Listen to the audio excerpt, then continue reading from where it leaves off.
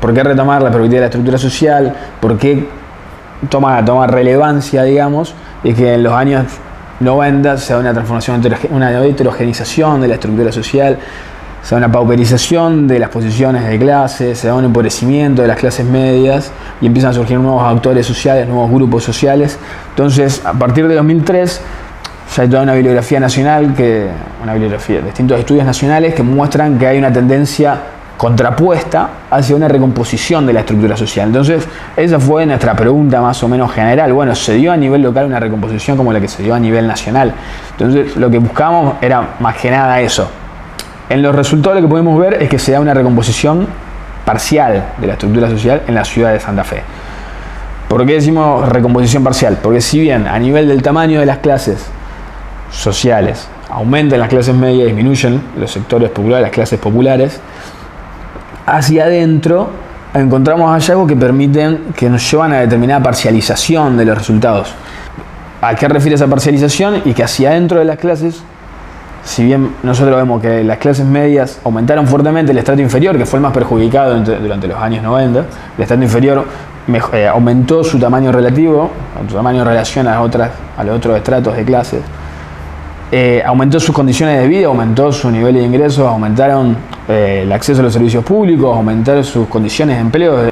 Ese proceso de crecimiento de las clases medias estuvo motorizado por el estrato inferior de la clase, por el estrato trabajadores de rutina no manuales, y a su vez estuvo dado dentro, o sea, en un proceso, esto sí, como se da a nivel nacional, los estudios a nivel nacional, un proceso de asalarización dentro del sistema de seguridad social. Entonces se da un mejoramiento, se da una recomposición social. Lo mismo se repite a nivel de las clases populares, pero en este caso contrasta. Las clases populares se dividen en calificadas, no calificadas. Después hay fracciones, ¿no?, dentro de los calificados y los no calificados. Lo que se ve en los sectores populares es una disminución del contrapropismo calificado y no calificado, tendiente hacia un incremento, en contraparte, digamos, de los sectores asalariados, de los grupos de trabajadores manuales asalariados. Pero a diferencia de lo que se da a nivel nacional, que crece lo que más o menos uno podría interpretar como un obrero, como sectores que engloban obreros industriales, digamos, trabajadores manuales calificados. En contrapartida, a nivel local, si bien crece su peso relativo, en términos absolutos no crecen estos trabajadores manuales calificados, y lo que sí crece a lo largo del periodo son los trabajadores manuales no calificados. Lo cual supone, digamos, una especie de modo de hipótesis de movilidad dentro de los trabajadores manuales no calificados, digamos, de posiciones marginales a posiciones ya asalariadas, digamos. Porque, entonces, volviendo, decimos parcial justamente por eso, en contraste con lo que se dio a nivel nacional, en Santa Fe se dio una expansión no calificante del empleo, paralela, digamos, a la expansión de los asalariados con cobertura social.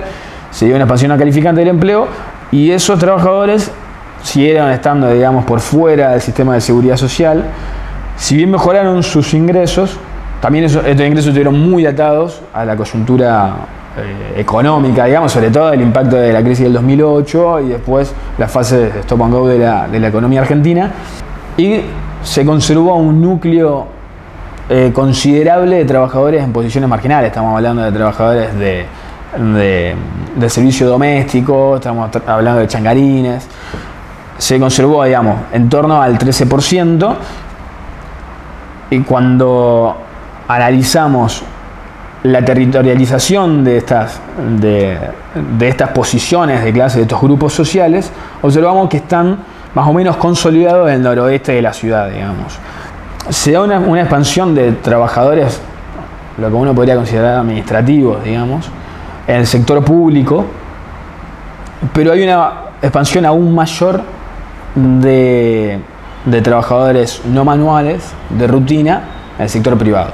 Es decir, está por arriba de lo que se da en el sector público, digamos, lo cual contrastaría con algunas suposiciones que uno se hace de acuerdo a lo que suele escuchar o como se calificó posteriormente, digamos, al periodo.